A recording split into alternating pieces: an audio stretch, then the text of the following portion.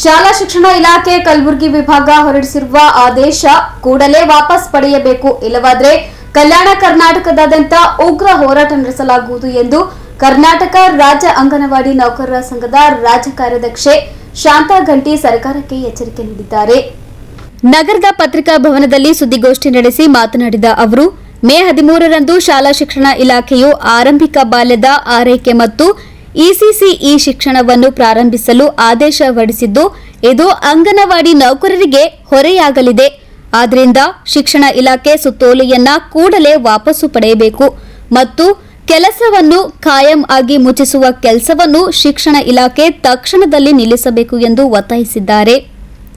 ಇದೇ ವೇಳೆ ಮಾತನಾಡಿದ ಅವರು, ಒಂದು ವೇಳೆ ಆದೇಶ ಹಿಂಪಡೆಯದಿದ್ದರೆ ಜೂನ್ 3ರಂದು ಕಲ್ಯಾಣ ಕರ್ನಾಟಕದ ಪ್ರತಿ ಜಿಲ್ಲೆಯಿಂದ ಗುಲ್ಬರ್ಗಾ ಚಲೋ ಹೋರಾಟ ನಡೆಸಲಾಗುವುದು ಎಂದು ಸರ್ಕಾರಕ್ಕೆ ಎಚ್ಚರಿಕೆ ನೀಡಿದ್ದಾರೆ. ಅಂಗನವಾಡಿ ನೌಕರರ ಸಂಘ ಸಿಐಟಿ ಇಂದ ಇವತ್ತು ನಾವು ಪತ್ರಿಕಾಗೋಷ್ಠಿ ಮಾಡೋದು ಏನು ಮುಖ್ಯ ಉದ್ದೇಶ ಅಂತಂದರೆ,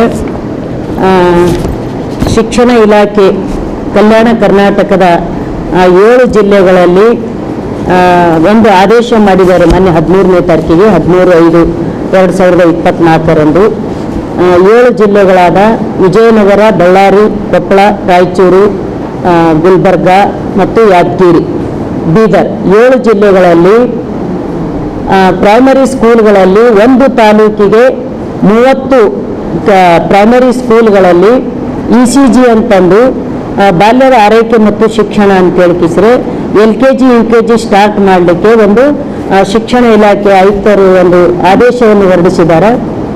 ಒಂದು ತಾಲೂಕಿನಲ್ಲಿ 30 ಪ್ರೈಮರಿ ಸ್ಕೂಲ್ಗಳಲ್ಲಿ LKG UKGಗೆ ಮಕ್ಕಳು ಆಯ್ಕೆಯಾದಂಥವ್ರು ಯಾರು ಅಂತಂದ್ರೆ 4 ವರ್ಷದ ಮಕ್ಕಳು LKGಗೆ, 5 ವರ್ಷದ ಮಕ್ಕಳು UKGಗೆ ನೇಮಕ 30 ಮಿನಿಮಮ್ ಒಂದು ಪ್ರೈಮರಿ ಸ್ಕೂಲ್ಗೆ ಒಂದು 30 ಮಕ್ಕಳನ್ನ ಆಯ್ಕೆ ಮಾಡಿಕೊಂಡು ಓಪನ್ ಮಾಡಲಿಕ್ಕೆ ಇಡೀ 7 ಜಿಲ್ಲೆಗಳಲ್ಲಿ 39 ತಾಲೂಕಿನಲ್ಲಿ 1170 ಪ್ರೈಮರಿ ಸ್ಕೂಲ್ಗಳಲ್ಲಿ ತೆರೆಯಲಿಕ್ಕೆ ಒಂದು ಆದೇಶವನ್ನು ಮಾಡಿದ್ದಾರೆ. ಅಂಗನವಾಡಿ ಈಗಾಗಲೇ 1975ರಲ್ಲಿ ICDS ಸ್ಕೀಮನ್ನು 49 ವರ್ಷದಿಂದ ನಾವು ಕೆಲಸ ಮಾಡ್ತಾ ಬಂದಿದ್ವಿ. ಅಂಗನವಾಡಿಯಲ್ಲಿನೂ ಕೂಡ ಇವತ್ತು PUC ಓದುವವರ ಪದವೀಧರರ ಮತ್ತು ಈಗಾಗಲೇ ಕೆಲಸ ಪೂರ್ವ ಪ್ರಾಥಮಿಕ ಶಿಕ್ಷಣ ಕೂಡ ಕರ್ನಾಟಕ ಸರ್ಕಾರನೂ ಕೂಡ 2 ವರ್ಷದ ಹಿಂದೆ 10ರಿಂದ 1 ಗಂಟೆ ತನಕ ECC ಮಾದರಿಯಲ್ಲಿನೇ ಪೂರ್ವ ಪ್ರಾಥಮಿಕ ಶಿಕ್ಷಣ ನಡೆಸಲಿಕ್ಕೆ ಆದೇಶ ಕೂಡ ಆಗಿದೆ. ಈಗಾಗಲೇ ನಾವು ಕೆಲಸ ಮಾಡ್ತಾ ಬಂದಿದ್ವಿ 49 ವರ್ಷದಲ್ಲಿ. ಇವತ್ತು ಸರ್ಕಾರ ICDS ಸ್ಕೀಮನ್ನು ವೀಕನ್ ಮಾಡಲಿಕ್ಕೆ ಹೊರಟದ.